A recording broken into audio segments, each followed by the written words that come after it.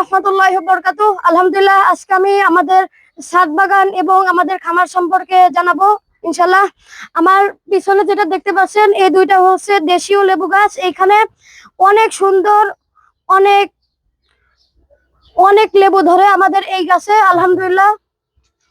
তারপরে আমার পিছনে যে গাছটা দেখতে পাচ্ছেন, এটা সুন্দর বনের মতো জামরুল গাছ। এই গাছে টুনটুনি, ঘুঘু, চড়ুই সব পাখিরাই বাসা করে।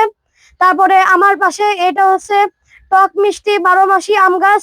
আমার এই পাশে আছে ব্যানানা ম্যাঙ্গো, কলার মতো আম ধরে। তারপর আমার এখানে দেখতে পাচ্ছেন, এটা আরেকটা ব্যানানা ম্যাঙ্গো আম গাছ।